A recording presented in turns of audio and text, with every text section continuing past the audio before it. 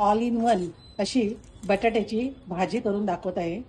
ही भाजी तुम्ही कुठल्याही रेसिपीसाठी वापरू शकता। इथे मी कढई गरम करत ठेवली आहे आणि याच्यामध्ये भाजीला पुरेल इतकं 2 टेबलस्पून एवढं तेल टाकत आहे। तेल गरम झालं आहे, याच्यामध्ये अर्धा टीस्पून मी मोहरी टाकत आहे। मोहरी तडतड करायला लागली आहे। आता इथे मी अर्धा टीस्पून जिरे टाकत आहे। जिरे सुद्धा आता भाजलं गेलं आहे। आता याच्यामध्ये मी कढीपत्ता हा बारीक कापून घेतलेला आहे तो टाकत आहे। याच्यामध्ये मी लसूण हा 10-15 पाकळ्या घेतलेल्या आहेत तो टाकत आहे। लसूण थोडासा मी परतून घेत आहे। मी 1 इंच आले कापून घेतलेले आहे तेही टाकत आहे। आलं लसूण थोडंसं परतलं गेलं आहे, याच्यामध्ये पाव चमचा मी हिंग टाकत आहे। आलं लसूण परतलं गेलं आहे, याच्यामध्ये मी 1 टेबलस्पून खरडा घेतलेला आहे। तुम्ही त्याऐवजी हिरव्या मिरच्या पण टाकू शकता। हे तुम्ही तुमच्या चवीनुसार किती तिखट करायचं आहे त्याप्रमाणे तुम्ही टाकू शकता। हे सर्व मसाले चांगले परतून घ्यायचे आहेत। अर्धा टीस्पून हळद टाकत आहे, अर्धा टीस्पून धनेपूड, अर्धा टीस्पून जिरेपूड। आता हे सुद्धा चांगलं परतून घ्यायचं आहे। ते मी 3 मोठ्या साईजचे बटाटे उकडून घेतलेले आहेत। आता हे मी हातानेच कुस्करून याच्यामध्ये भाजीमध्ये टाकणार आहे।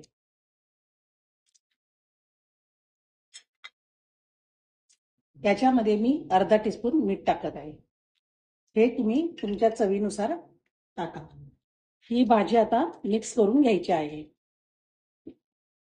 या भाजीमध्ये जास्त मसाले नाही आहेत, पण तरी सुद्धा ही भाजी तुम्ही करून बघा आणि खायला पण टेस्टी लागते। ही भाजी तुम्ही डोश्याबरोबर खाऊ शकता, वडे करू शकता, पराठे करू शकता, सँडविच करू शकता। म्हणून ह्या भाजीचं नाव मी ऑल इन वन ठेवलेलं आहे। करायला सुद्धा अतिशय सोपी आहे। अगदी बटाटे उकडलेले असतील तर तुम्ही ही झटपट भाजी करू शकता। ही भाजी तुम्ही पुरी बरोबर सुद्धा खाऊ शकता। ब्रेड रोल करत असाल तर ब्रेड रोल्स मध्ये सुद्धा ही भाजी तुम्ही भरून रोल करून तळून खाऊ शकता। म्हणजे एका भाजीपासून तुम्ही खूप साऱ्या रेसिपी करू शकता। ही भाजी मिक्स करून झालेली आहे। ही भाजी मी 5 मिनिटं चांगली परतून घेणार आहे। यामध्ये मी खूप कोथिंबीर घालत आहे।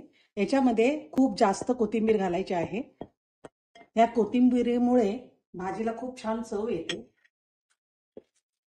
या भाजीमध्ये आलं आणि लसूण हे घालायला विसरू नका, कारण आलं आणि लसूणमुळेच ही भाजी फार टेस्टी लागते।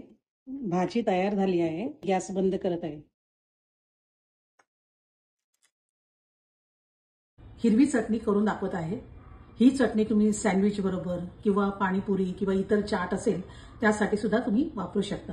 इथे मी कोथिंबीर घेतलेली आहे। ही 1 वाटी कोथिंबीर आहे।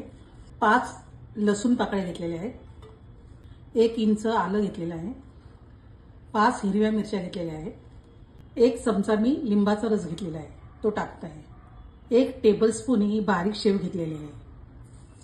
बारीक शेव जर तुमच्याकडे नसेल तर तुम्ही चण्याची डाळ असते, म्हणजे फुललेले चणे असतात आपण जे खातो भेळी बरोबर वगैरे, तर त्या चण्याची डाळ असते तर ती टाकू शकता किंवा शेंगदाणे टाकू शकता तुम्ही।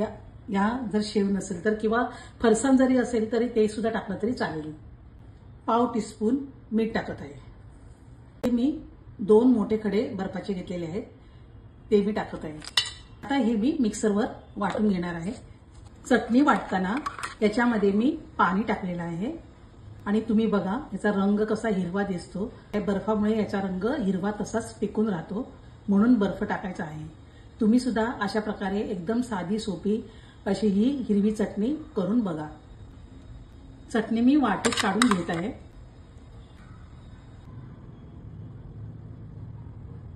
पोटॅटो सँडविच बनवून दाखवणार आहे। त्याच्यासाठी इथे सँडविच मसाला तयार करत आहे। अर्धा टीस्पून मी चाट मसाला घेतलेला आहे, अर्धा टीस्पून काळं मीठ घेतलेलं आहे, अर्धा टीस्पून मी साधं मीठ घेतलेलं आहे, अर्धा टीस्पून मी आमचूर पावडर घेतलेली आहे। आता हा मसाला मी तयार करून घेतलेला आहे। हे तुम्ही मसाला तयार करून एका बर्नीमध्ये भरून ठेवू शकता। ज्या वेळेला तुम्हाला सँडविच किंवा चाट असं करायचं असेल त्यावेळेला हा मसाला तुम्ही वापरू शकता। हे अगदी घरच्या साहित्यातून लवकर पटकन तयार होतो, बाहेरून आणायची काहीच गरज नाहीये। हे सर्व चांगलं मिक्स करून घ्यायचं आहे। ते ब्रेडचे 2 स्लाइस घेतलेले आहेत। आता या स्लाइसला मी बटर लावून घेत आहे। दुसऱ्या पण स्लाइसला बटर लावायचं आहे। आता याच्यावर हिरवी चटणी जी बनवलेली होती ती लावायची आहे. ही चटणी तुमच्या आवश्यकतेप्रमाणे तुम्ही कमी जास्त पण लावू शकता. पण स्लाइसला मी चटणी लावून घेत आहे. आता या स्लाइसवर मी बटाट्याची भाजी केलेली आहे. बटाट्याची भाजी लावून झालेली आहे ब्रेडला. आता याच्यावर मी टोमॅटो ठेवत आहे. याच्यावर हा सँडविच मसाला केलेला आहे तो थोडासा असा टाकून घ्यायचा आहे. आता याच्यावर मी कांद्याच्या चकत्या ठेवत आहे आणि याच्यावर पण थोडासा जो मसाला केलेला आहे तो टाकत आहे. याच्यामध्ये तुम्ही बीट, गाजर किंवा काकडी हे सुद्धा टाकू शकता. आता याच्यावर चीजचं एक स्लाइस ठेवत आहे आणि दुसरा स्लाइस याच्यावर ठेवून हे थोडंसं हाताने प्रेस करून घ्यायचं आहे.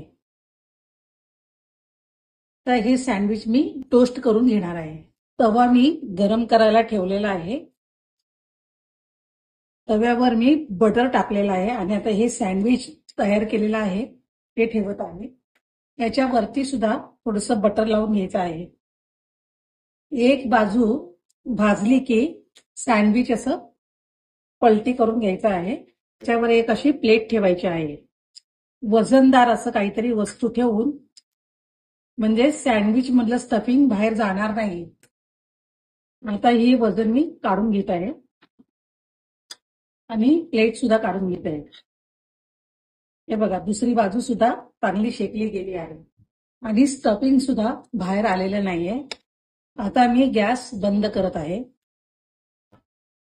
पोळपाटावर काढून घेत आहे.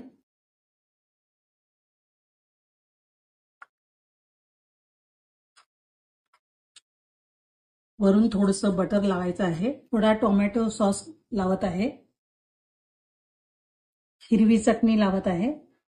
वरून थोडीशी बारीक शेव टाकायची आहे.